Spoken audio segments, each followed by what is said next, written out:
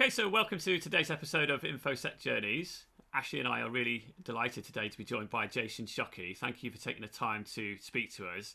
Jason, you have a very interesting insight and background in the information security landscape. We're going to talk about your US military career, how you transitioned into civilian life, and we've got a lot of stuff to talk around your kind of skills, experiences, and community contributions as well. Before we pick you apart, before we peel it open and dive right in, Jason, why don't I throw it over to you? Give us a bit of background, tell us who you are and what you're all about. Yes, hello. Thanks for having me. It's great to be here. I'm previously a CISO at a publicly traded company in the New York City area. I'm the founder of mycyberpath.com, and I spent 20 years active duty in the United States Marine Corps, conducting cyberspace operations, cyber risk management, and incident response. Nice one. That's fantastic. So, what made you get into cybersecurity, Lee? So I think it was a curiosity. During one of my first field events, we have to set up and tear down the networks every time we go to the field. I received a notification to monitor, do not block. And that piqued my interest. This was, more than 20 years ago. Who sent that to us and why did they send that? And who actually is in our network and we don't know about, because we set these networks up to be defensible and to know who's using them, and usually we want us to use them only. So it was really a curiosity, and then that started down the path of, okay, how can I better defend my networks? How can I better defend the applications that we're using? And then from there, just layered on different pieces of computer network attack, or offensive security, and then layering intelligence with that, and then pulling all of those three together to actually conduct cyberspace operation. So when you say monitor, do not block, for those who might not be familiar with the terminology, bad guys in the network, don't block him, but keep your eyes on him. Is that what it means? That's right. Somebody was watching them, and that's what piqued my interest, because we couldn't see it, or at least sections of us weren't allowed to know who was there or what was there. So yeah, it's basically somebody's there, we're going to go ahead and watch to see what happens. So. And 20 years ago, what did cybersecurity look like? Like, was it complicated, difficult, or quite simple? I think it was simple because it was, well, simple compared to how they paced the networks. So the networks weren't as complex as they are now or converged. So the defense was more, it kind of matched the network that was in place. So simple for the time, but definitely not simple as far as the defense itself to actually be defensible. Yeah, that is interesting. So, do you think that the tools were very immature back then? There wasn't that many cybersecurity tool sets. That, now there's a tool for everything, and there's a new vendor every single day. What was the vendor landscape like, or what did you have available? Was it just grow your own at that point? No, we had things available. We had commercial off the shelf and government off the shelf items that we could use. So a lot of the tools that you might see today, they might have been in a different name, but I think the sensing of the network or the instrumentation of the network is much better now, or not better, just more mature. So how everything is actually sensed is much mature now than it was back then. So we might be looking in an area, like let's say you're looking at a canvas that's 8.5 by 11 or something like that, or a small piece of paper. And maybe back then we only had the tools that could look at maybe 1 square inch of that. Now we can look at the entire paper. So it's the way that you can actually identify to then protect, detect, respond, and recover from intrusions. I've often wondered that about military, the insights that a third-party platform could get from being inside the network. It almost seems like the perfect crime. Develop a cybersecurity application, system, technology, get everyone to buy it, and make it so valuable that the US military implements it as well, and you've got your back door into the network. How kind of risk averse are the military when they onboard new technologies? If you onboard like an EDR solution or a SIEM solution and stuff like that, what kind of testing do these platforms have to go through to make sure that they're not like the Israelis or the Chinese or whatever trying to break into the environment? Yeah, it's pretty rigorous now. So the controls that the acquisition commands have put in place is much different than before. So the vetting and the validation of what's actually being run in those applications and in those systems, and how the hardware is configured is much different than before. There's always the chance, nothing is 100% defensible or 100% protected. So there are ways to get around that, but it's very seldom that would happen, especially with what we have in place today. It's fascinating, isn't it? You wonder what goes on. So 20 years in the US Marine Corps. I mean, you must have seen so many things during your time there, both inside and outside of the InfoSec space then. How did it start when you joined the Marine Corps? How did it start? Where did you kind of break into the pathway of InfoSec? What was the kind of, what did it look like in terms of the education you needed, the skills you needed and stuff like that? How did that kind of trigger for you? Yeah, so I majored in chemistry. So when I went into the Marine Corps in 1999, I needed something technical, or wanted to do something technical. So out of the available MOSs, as they call them, the military occupational specialties, those are the jobs that you can get in the Marine Corps. When you're going through officer basic training, you get to pick your top 3. So I chose IT because it was technical, and it had the longest ground school in the Marine Corps at the time. It was 6 months, so you learn all about telecommunications, and then you go out and do your job. So I was very interested in doing a technical job, and along two lanes. One, how could I benefit from being in the Marine Corps for 20 years, doing a specific job? And then also, how could I give back to the Marine Corps along those 20 years? So how could we have a mutual benefit as I go through my 20-year career? And IT was that, because I knew eventually I would have to get out, and what would most benefit me on the end of this, while I could still make a huge impact within the Marine Corps, and IT was that specialty. So when we went in, it was everything that you can think of, voice, video, and data, and all of the tools and the processes and the procedures to put those in place anywhere in the world, in the middle of nowhere. How can you allow people to talk?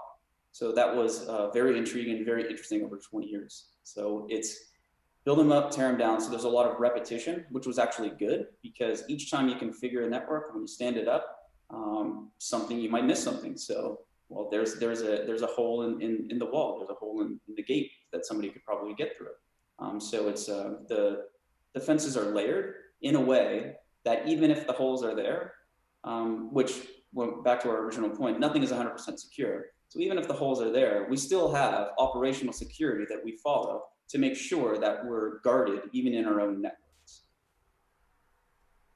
Yeah, that's cool. So a lot of people talk about the defense in depth, or protect, have multiple layers of protection to help if one fails. But I think we spoke a week ago about actually breaking up information in different mediums. How does that work when you're tearing up networks and building networks in remote locations? Like, how do you do that? Yeah, I think it's across the voice, video, and data. If you just break it up or abstract it up to that level, how can someone move a piece of information to another person in another location, whether that be in the next room or across continents? So if you pull it back a little bit to say, what available means do we have? Because a lot of things wouldn't work, or I should restate that. As we brought up the network, certain services would be available. So maybe voice only was available. That would be the first thing that we wanted to get up, like a radio. And then we go to phones, and then we'd set up the network, because things take longer to set up. So the users, or our customers, as I call them, or thought of them, would be asking us, hey, I need to talk to this unit that's 10 miles away. How can I do that? Well, then that brought me to this way of thinking of, okay, if they can't talk, if they can't send an email, which they're used to, how else could they send that information? So layering it that way in my mind, or stacking it out in my mind that way, I was better able to serve those users and customers by, hey, have you tried this? You can IM this. You can, send a short message over the radio. It won't be, full, page length kind of document, but you can at least get the message across. Or you could just call them on the phone and talk to them, and they can take notes. Yeah, that's interesting, isn't it? I think also, I guess as well, when you're standing up like new technology or new projects or implementing new solutions like that, mm-hmm. I guess knowing from your experience now, kind of present day within the business world, like how different is it in the environment where if you want to bring a new idea or a new method, or you've got a new solution to something in modern day business? Like for me, I'm speaking like a loaded question this, because personally there's quite a lot of red tape and roadblocks and kind of processes you have to go through. In the military, is it more of a we need this, you can execute straight away and it's easier to deliver? What are the kind of synergies between that process in the military versus like a civilian life? Yeah, I think on both sides, public and private, there's the red tape, like you mentioned. Getting through that is an art and a science at the same time. While those new ideas are going through to get approved or get official approval to buy a new tool or to adopt a new kind of official process through a policy, I think there's a lot of innovation that you can do while you're waiting for those things to occur. And then, what if those never get approved? Then you're still stuck in the same situation. So that constant movement to achieve the momentum to get to a better place. And just to unpack that a little bit, where innovate inside what you already have. So take the services, kind of back to what I was explaining earlier, when our customers will come to us when we're 2 days onto the ground. The full network is not going to be set up yet, but we'll have pieces of the network. And we even had motorcycles where we could send messages. It was really, how can I get this message to the other person? Period. Go do it. So we really had to find ways to get innovative to say, okay, I know that this solution is going to be here in a couple of months. What can I do now that might be able to come close to that type of solution? And then use the services that are already in your network to do that somehow. So we had a lot of really, young people that were like focusing on the problem to get these done, that would come up with solutions like that, where they use the existing tools in alternate ways to really help the command out. And you can do that, within a business as well. So in the previous business that I was in, there's functionality within the services that people might not even know exist, but they're still there. And it might be a radio button they haven't turned on yet, or a technology that they just haven't explored yet. I know everybody's busy during their day, but if they looked at it, they would be able to use much more than maybe the 10 or 20% that they're getting out of the applications that they have. Yeah, absolutely. I think maximizing the benefit of existing investments is something which is so key, especially in the business that I'm in. We quite often buy a new technology, and we realize, we actually bought something that will do that 6 months ago, but no one ever looked at that particular feature, or what have you. Tons of overlap. Exactly. Yeah, exactly. Yeah. So I guess, when I look at, your 20-year career in the military, and I look at the job titles, I'm really I never knew this, and whether this my plain ignorance, I don't know. But I look at the job roles, and senior information technology project manager, VP of cybersecurity strategy, head of information technology department, director of cybersecurity operations center. You can see that obviously the natural increase in your progression with roles and responsibilities, and ultimately landing with director of cybersecurity operations, deputy director of infrastructure. Like these sound like job titles you would go and get in New York City or whatever. So I never knew. I thought it was all just kind of all based around rank and stuff. But you actually have these kind of VP, SVP kind of titles which map back into business life as well. That's right. So this is for any person that's in the military that's transitioning out. So first, let me walk that back one step. So in the military, they're very good across the world. They're very good at progressing the leaders in a systematic way. So that's why you see that natural progression. It's built into the system where of course, you must perform, or they're going to, tell you to go home. So as you move through the leadership principles, as you go through your daily job, you're going to get those, corollary titles that you would see out in the civilian world. So the titles that you're reading there are the ones that were actually they're worded in a way that someone on the outside would be able to pick that up. And that's actually how I, provided the narrative to my CISO position, where it was, here are the types of the functions that I did. So this is back to the point where this is for anybody transitioning out of the military. When you perform a certain job, they're going to give you a title, and that title really doesn't mean much. what you do is much more important than that. So when I was in charge of, you know, the scores of developers at an organization, it was, okay, you might be called the head of the capabilities department. Well, what does that mean? Well, actually, you're developing software, you're writing code. So you are actually and if you work directly for the commander of the unit, then you're in a vice president position. I mean, that title VP is, you know, spread all across the industry, is much different in many organizations. But if you're working for the CEO or the commander of the unit, that kind of makes you a vice president. And then, of course, the functions underneath that and your results have to match what you're calling yourself, or else don't put it on your resume. So when people go to get out of the military, they really have to tune exactly the words that they're putting. Don't just put the title that they gave you in the military. Choose something that you see in a job description that has the same types of functions. And then you can honestly change and genuinely change the title of that because if I tell somebody that I was a telecommunications officer in the Marine Corps, they're not going to know what that is. They're going to be like, oh, God, that's really nice. Thanks for serving. And then they go about their day. No, I want a job. I need to be CISO. This is what I'm good at, you know, identifying and cyber risk. So do you, you know, I want to touch upon this in a bit also about my cyber path, but do you find that people transitioning from active duty into civilian life, do they find it difficult? They might. I think many do. What I did right around the 10-year mark, so across the 20-year career, at about 2009, I started getting serious about getting my CISSP certification. And what that allowed me to do was take the cert and actually apply it. So I like to say, you know, get the cert on Sunday, apply it in your job on Monday.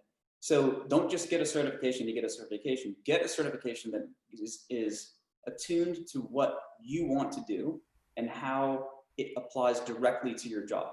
Because if you're not going to use the cert, there's no sense in getting the certification. Certifications are great. They show a level of technical competence, but you have to be able to actually apply that. How do you explain what you're doing to somebody who's non-technical?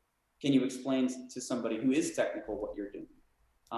So I think people have a lot of trouble getting out of the military because they want to stay with, well, this is how I speak. They need to be able to comport to the new language and the new vernacular that the private industry has.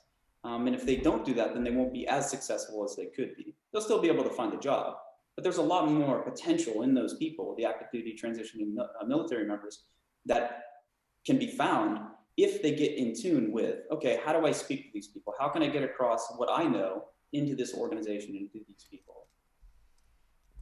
I think as well, cybersecurity tends to be an industry, I guess I'm biased because I'm also in the industry, but I certainly, from my experience having worked for an American company with a large employee base within the cybersecurity world coming from the US military, the veterans, I think it feels like cybersecurity is almost like a natural fit when you're dealing with the frameworks that we use on the business side kind of map to maybe, I'm completely talking way outside of my knowledge here, but like what you would use in combat in terms of identify, protect, detect, respond, recover, that same kind of terminology, methodology, is that how you like approach a target, for example, or a campaign, you know, how you assess like, you know, what you're working on within the military world? It feels like it maps over. And is there that like comfort zone of kind of that framework that people come and work in?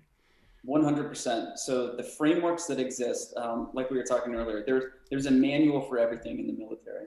There's a manual on how to be the best leader. There's a manual on how to actually approach a target, how to, like, target system analysis. How do you actually go through and identify the aim points within a target system? So it's ingrained in all of us that are in the military that come out, where it's almost a perfect match, where security and cybersecurity kind of fit directly into what we do on a daily basis. Because when you go to work and you're active duty military or just in the military, you're going on to base. The first thing that happens when you get to the gate is to check who you are. So that's identity access management. I mean, who's this person getting on my base? Take that and put that in a virtual world. Well, who's this person trying to get into my network? We have to have something that checks that. at a base, it's a person. You know, in a network, it's a machine. It's code that checks that and validates those things. So it's almost this, and then when you just conduct your daily job, let's say you're out in the field, you want standoff distance, so there's the layering. You want to make sure that only your people are in there. Then you also have to plan for, okay, what if something happens and somebody does get in here? What do we do then? Well, there's your response and your recover across the 5 core elements of, or the core functions of the NIST cybersecurity framework. So there's direct applicability. You're 100% correct that military people are very, they might not know it. Some that, I mean, that are in cybersecurity know it for sure. But other just people in the military are very attuned to, based on their functions of their daily jobs, to security and how cybersecurity functions. I always find as well, an area I'm particularly fascinated with in InfoSec is cyber threat intelligence. And I see lots of different takes on cyber threat intel and how, you look at strategic intel, tactical, operational intel, etc. Again, I guess, thinking out loud, terminology which probably resonates within the military as well, or probably came from the military, no doubt, and it's just adopted in InfoSec world. But I hark back to when I worked at Bank of America. Like a large proportion of the cyber threat intelligence leadership team were veterans, and that kind of framework was so fascinating just to be in and around, to hear about the kinds of things that they worked on and how it worked within the military and stuff. I think it's amazing, really, that we can bring that into the real world business life. How do you think that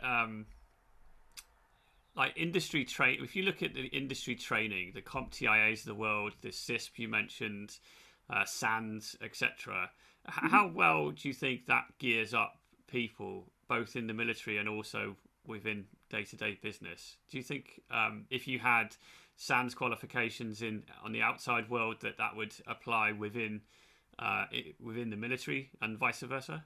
Yes, I think they're exactly the same. And for this reason, because technology is technology. The same networks that we used in the military out in the middle of the desert are the same networks that we're using right now. The same types of machines. Tech is tech. So the certifications and the good certifications, and you just listed some good ones right there that we actually have in the pathways. Those are usable for people that they're not just going to get a cert and then it goes away from them. The things that they learn in those certs and how they apply those, to my point earlier, is that if they don't apply those again and again and again and hone that skill set, then it'll be lost. Just like speaking a language. So if you don't continually train and continually, well, training is one thing. Training is in like a lab environment. When you actually apply that in your daily job, so maybe the cyber threat intelligence at your previous employer, they had training and it's honed through apprenticeship for years. And then when they get to a place like the Cyber Threat Intel Center at your previous company, they're able to function at a very high level and taking those frameworks that they had on how to gather intelligence or collect intelligence and then use the intelligence. So then they can, gather the operational intelligence that you mentioned earlier to use that in a specific way. So can the intel drives ops?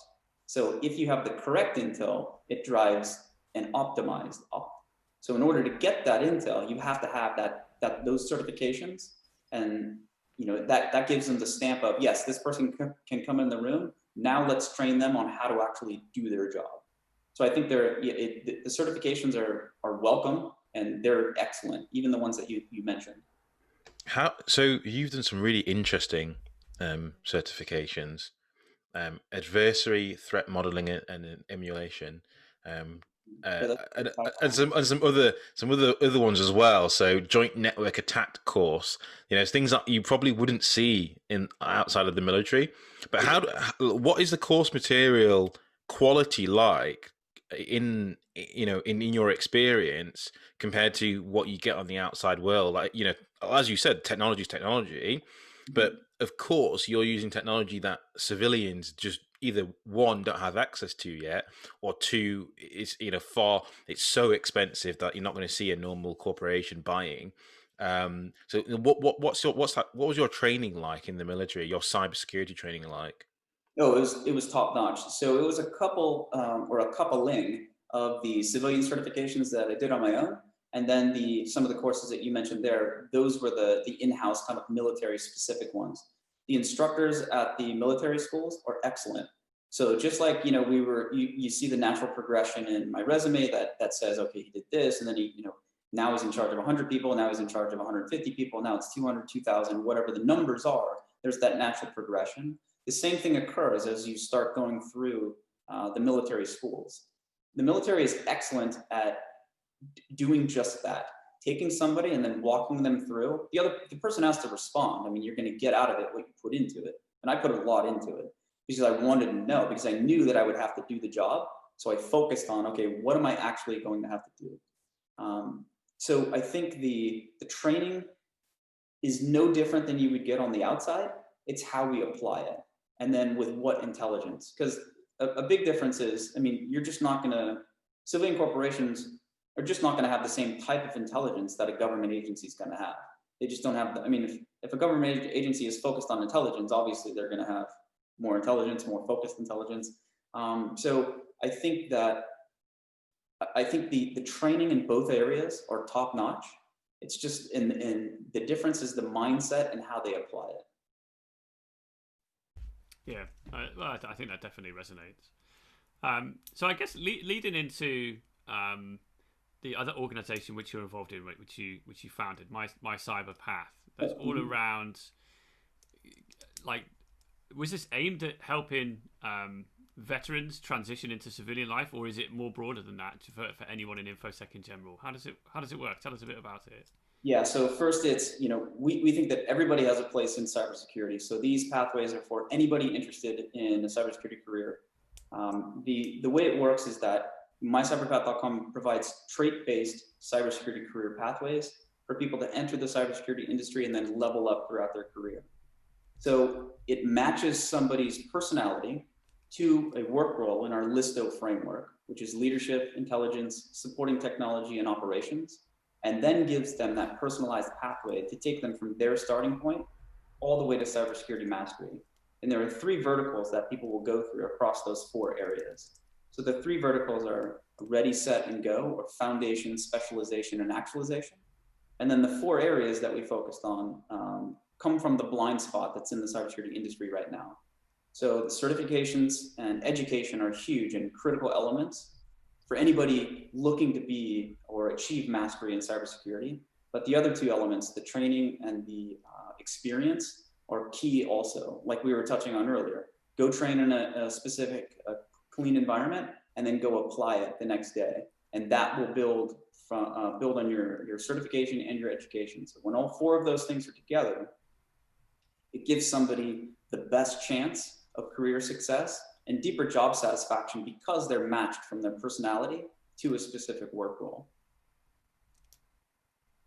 So I guess though, one of the challenges I see people, and whether this is an actual challenge or not, or whether it's just kind of like perceived, is people often say there's a barrier to entry to get into information security, and I'm on the fence really. I don't know whether there is or there isn't, but no doubt there are pockets of the industry that are elitist and don't kind of welcome newcomers. I don't know. I've yet to see it, I'll be honest with you. My personal experience is InfoSec is a friendly place to be.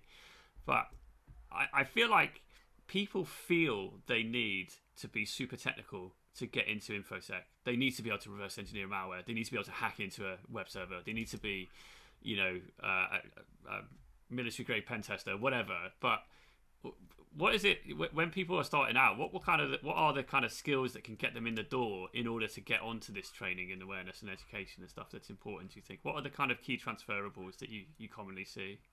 Yeah, so that's why we focused, at My Cyber Path. It's the personality. What kind of habits does a person have to actually do the job day in and day out? When you're staring at a screen for 14 hours straight, nothing's working. What kind of person will still sit there for another hour and then get up and do it again the next day? That's a specific type of personality. So I think the barriers that exist are only in the individual person's mind. I don't think they really exist because, like you, I've found that. I mean, I'm a very nice person. I'll teach anybody. I'm people that reach out to me on LinkedIn. I'll connect with them and I'll do my best to guide them through whatever they're going through as far as an entry level job or how to level up if they're 10, 15 years in the industry. So I think those barriers are in people's minds where they think they have to code. Like, to your point, you don't have to know how to code. There are areas of cybersecurity where you do need to code. And if you are matched to that and you have the passion for that, you'll eventually be able to figure out how to code. You'll learn how to do that. But if you don't have the passion to code, then obviously go do something else in cybersecurity. So cybersecurity is such a vast field. You can kind of make corollaries to the medical field, where it's so vast. If you say you're a doctor, well, okay, doctor of what? You know, I mean, there are so many little slices and specializations. You can kind of do the same thing with cybersecurity, where you can be in cybersecurity without being technical or knowing how to code. And that's why, you know, those pathways help people see that. I mean, that's the intent of this, is it starts with someone's personality. That doesn't take anything into account. It doesn't ask anybody if they can code. It doesn't ask anybody for a certification. It just asks them, hey, what kind of person are you across the big five model? And then it says, okay, you're best suited for this job. And then you can go about achieving cybersecurity mastery. But the good thing about the site is that when they go there, they're already interested in cybersecurity. So that's a good thing. And then they get matched, and then they get their pathway. So we really think it's going to help. I mean, the original intent was to help anybody that was interested in it, because I know it's such a hot field, and you know, there are numbers that range all the way up to 3.5 million unfilled jobs by the end of next year. But this is to help anybody for generations, how they can actually get into the cybersecurity industry and then walk through those steps, kind of like in the military, what the military did for me, and I'm very grateful for that, showing me how this is supposed to occur, how it's supposed to be done, and then you can just take it and run with it. So somebody can complete these pathways. We want to get to them as early as possible, but somebody can complete these pathways if they're good enough. I mean, if they're passionate enough about it, in maybe 2 or 3 years, or they could, you know, get some certifications and get a job within 45 days. It really depends on the individual. And back to the original question, I think the barriers are in people's minds, and they need to get over themselves and get out of their own way in order to get those jobs. I think it's quite interesting, and one of my personal experiences is, well, what am I actually good at? You know, I'm good at multiple different things. I like this, I like that, and actually, I think what's really interesting is fine tuning those pathways down to say this is what you're good at, and you should exploit this area. I do feel there's definitely big areas of individuals who struggle to find their feet. They jump into a role thinking, oh, that's what I want to do, and then either don't like it and just stay there because it's paying the bills, or don't know how to get to that next level or how to move to another role because they don't have exposure. So you have cyber pathways, which I think is fantastic, and I think it will help. It would definitely help people find their way. But like, so how does someone just look at other areas of cybersecurity without getting those jobs? Is there other types of material out there, or books or podcast? We use a podcast right here, but is there other ways to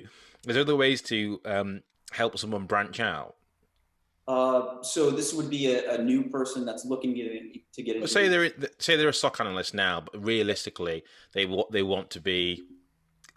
They want to work in GRC, or they're a SOC analyst, but they don't even know what they want to do after. They're just currently working in front of a SIEM because that's what someone told them to do, because that was the easiest way to get into the industry. I think all experiences can build into the new ones, or your past experiences definitely help. So that's we can stay on that example, the SOC analyst. If they wanted to find out what else was out there, that kind of lends it to one of the articles that I wrote recently was there are too many work role titles and it's confusing to everybody. That's why I made the LISTO framework, where it was there are only 12 titles.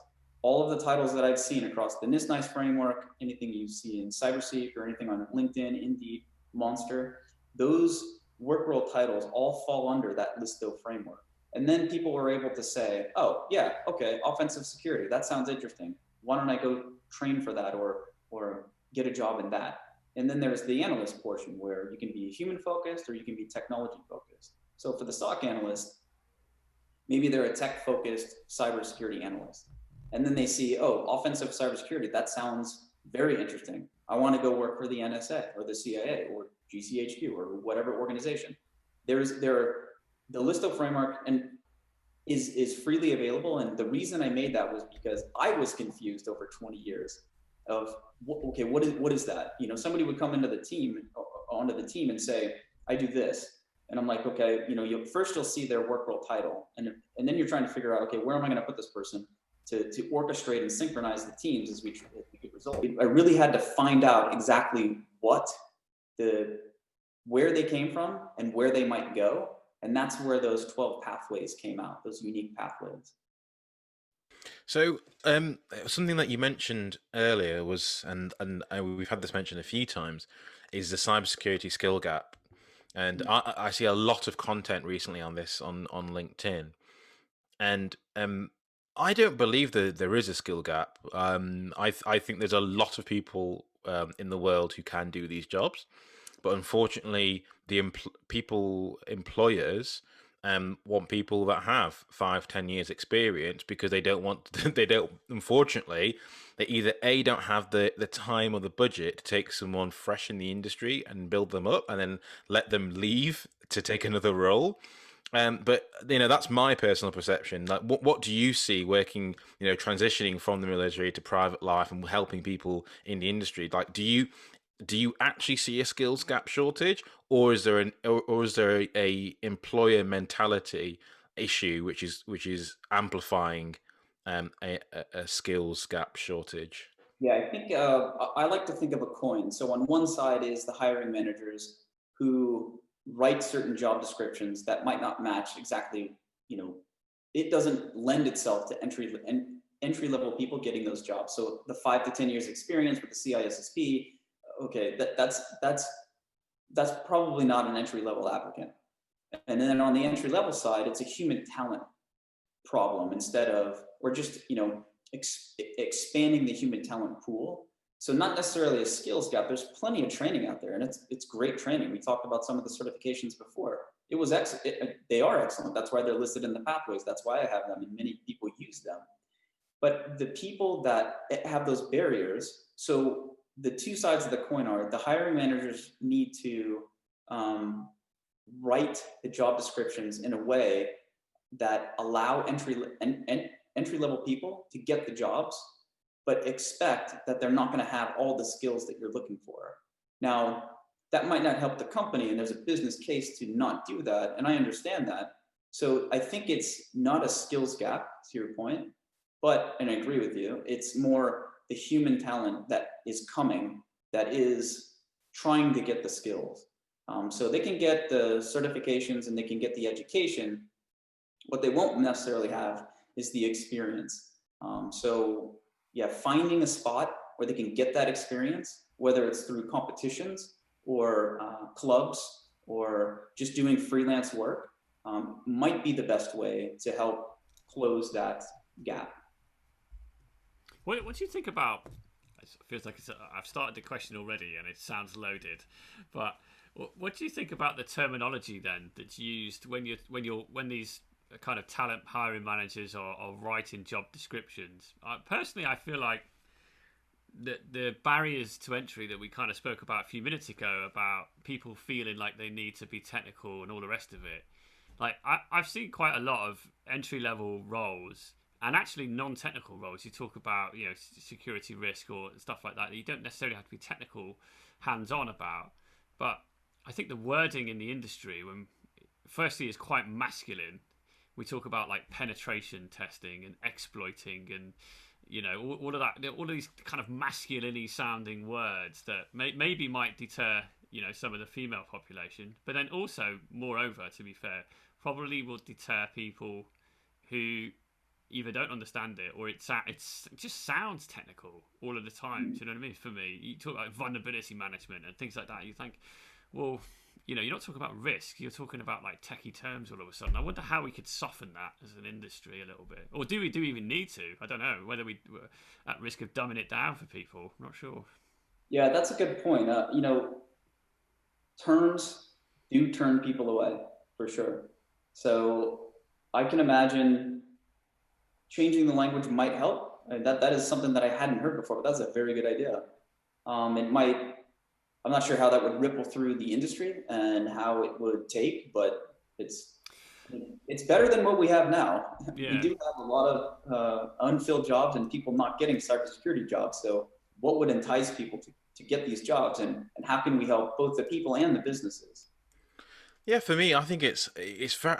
If you look on LinkedIn, I see tons of people, very talented people, technical penetration testers, and yeah, very very technical, able individuals who cannot get roles because there is unfortunately there's a unrealistic expectation from these people to fill, and I wish there was a way for someone to, and I think this is probably the job of either external recruitment agencies or specialist agencies to say, actually, what you're looking for is someone with 2 to 3 years experience, not 10 years experience. And we joked about this in one of our other episodes, where there was a job advert for 10 years experience in Kubernetes, and it didn't, or was it 14 years experience in Kubernetes, and it didn't even exist 14 years ago. So there's a lot of these really unrealistic job specifications, which the HR filters instantly are dismissing fantastic people.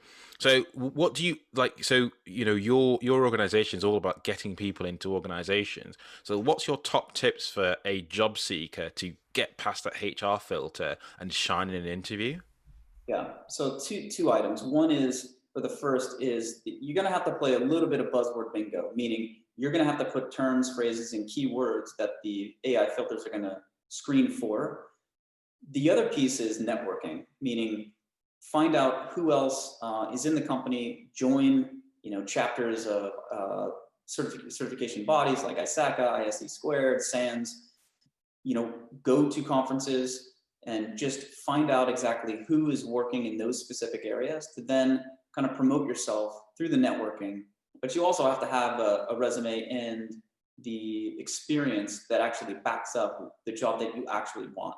So there's a lot of wishful thinking for people, and everybody does it, including myself, that you really have to get down to kind of first principles on who am I? What can I actually do? And can I get this job? And if you think you can, then start doing the buzzwords, get through the AI filter, and then do some heavy networking to get those jobs. Yeah, I think a lot as well. It's really good advice. I think that will resonate with a lot of people. And I also feel that we speak a lot on this podcast about imposter syndrome, which seems to be something which is discussed quite a lot within this industry. In fact, I don't know why, or maybe I should look into this, but my boss was even sending me YouTube links about imposter syndrome, so maybe he thinks I suffer from it. It's quite interesting that you kind of touched on it, Ash, just before. You see these superstar, rock star people within the industry kind of struggling to get roles. I see it on Twitter all the time. I follow loads of people on Twitter who I'm like, these guys are amazing. I'm not even joking, I've seen a guy, Doggy G, on Twitter, who is a bug bounty millionaire. He's earned, I think he's knocking on 2 million now. He's managed to earn himself £1 million a year through finding vulnerabilities in major organizations. Mm-hmm. He was struggling to get a role. He's in one now, fortunately, but it took a while. And you think, this is someone who's super pro, and everyone must look at. I think what happens is everyone looks at those kind of celebrities, the ones with big follow accounts, and have got a voice within the landscape, and they think, oh God, if they can't get a job, then surely I can't get a job, and they don't even bother. And then that barrier kind of gets into their head, where you think, actually, I don't know Doggy G, but I'll do him a disservice here. But maybe he's really bespoke and really niche, and he's exceptional at what he does. But maybe the business is looking for something a little bit broader, and then you could fill that gap. But you've got to think like that to get over yourself. And as the phrase you use quite rightly, Jason, is get out of your own way, and get yourself out there. So, but unfortunately, the social media world we live in, I think people just kind of see the celebrity, see the followers on Twitter, and they think, oh, this guy must be amazing, and if they can't achieve it, then nor can I. Yeah, it's much easier to watch somebody be successful than try to be successful yourself. That's why people, are in awe of professional athletes, sports athletes. So, I think the AI filters I think they're a problem, because both of your points, or all of our points, where the point that we made earlier, where people are getting screened that are spectacular people. They're critical thinkers and they're problem solvers. That's somebody that you would want on the team. And if they can code, and if they, are good at GRC within cybersecurity or good at IT audit, you want to pick those people up. That's a welcome addition to your team. And I think the filters are just wiping those people away. They won't even get to the screeners to actually look for, hey, would this person be a good fit for our culture? I think the automation is really preventing a lot of people from getting jobs. Yeah, I totally agree. How do we solve it? I'm keen to explore with you as well. I mean, throughout you're obviously a technical person and have developed so many skills within the industry, but not more so than your leadership capabilities as well. And outside of InfoSec, that is obviously a transferable skill in most other situations and stuff. What are the kind of keys to success in leading large groups of people, especially within this landscape? It's a fast-moving landscape, this industry. What are the kind of tips for success about being a strong leader? Yeah, I definitely learned this in the Marine Corps. It's almost, when you come out of the Marine Corps, you'll have a master's or a PhD in leadership, because you're thrust into the leadership positions, whether you like it or not, and you're going to sink or you're going to swim.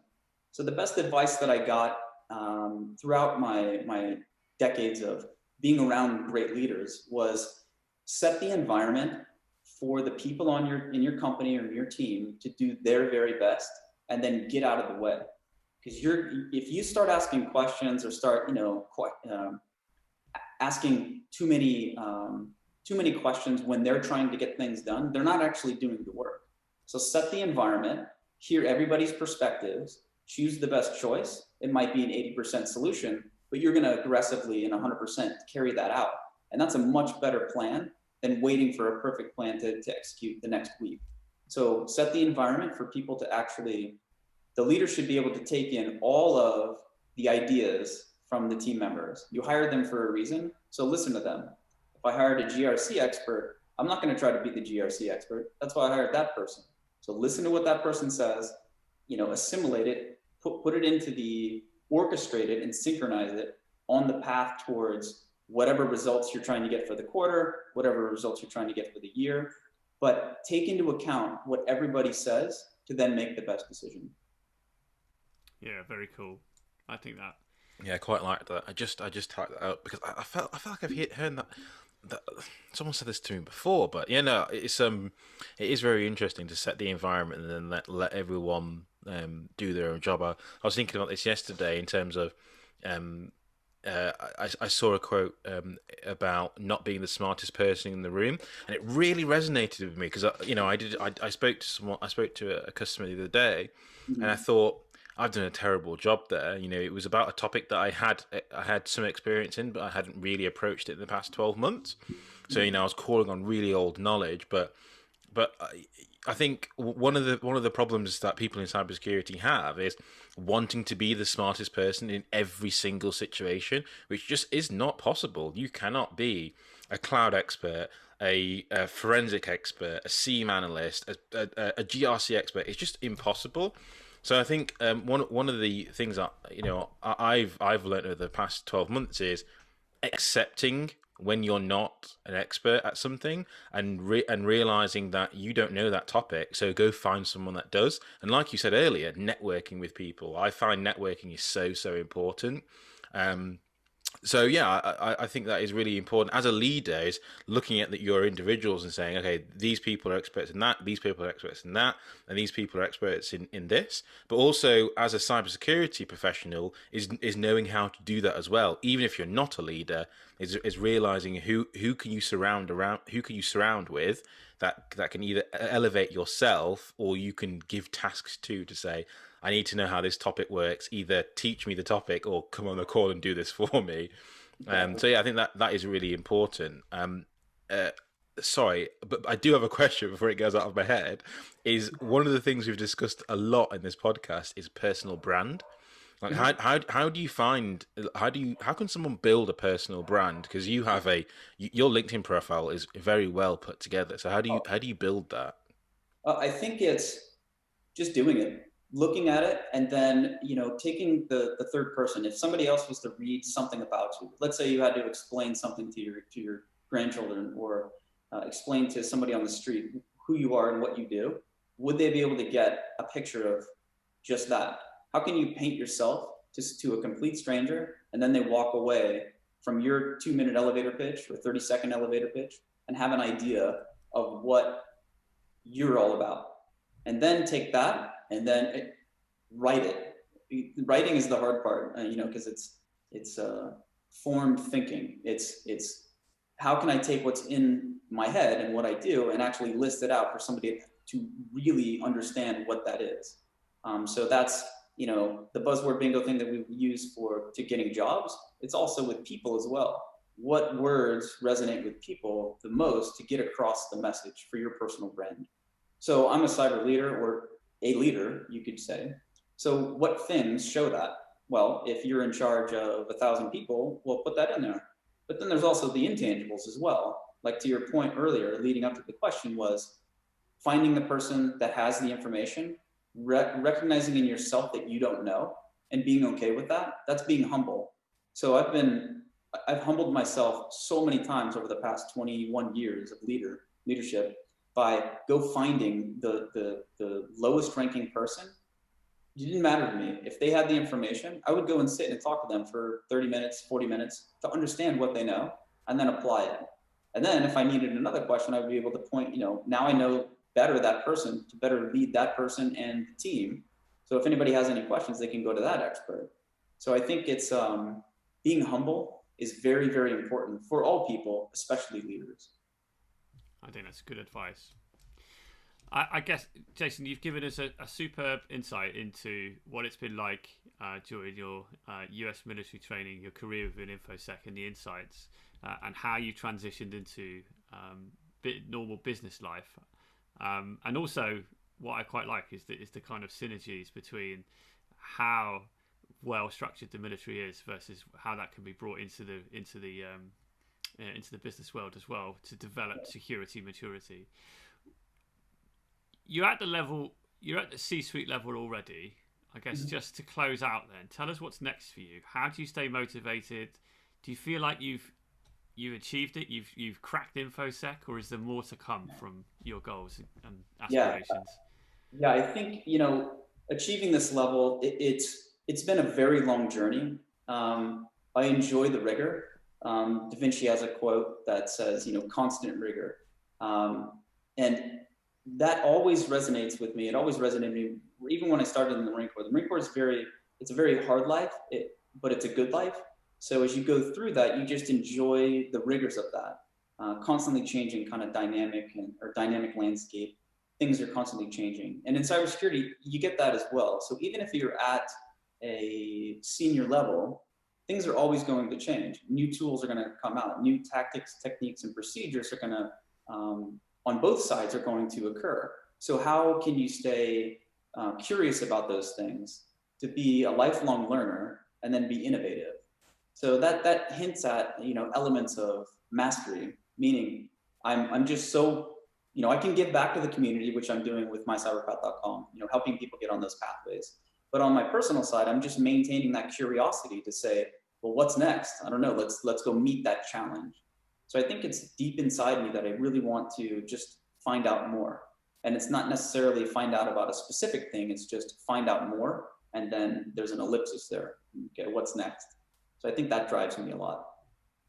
Awesome. Well, I'm excited to keep watching your contributions to the cybersecurity community. I think you're such a prominent player, someone with a fascinating history and insight, and I really do appreciate you taking the time out to share your journey with us today. Thank you. Yeah, thank you very much. Pleasure to be here.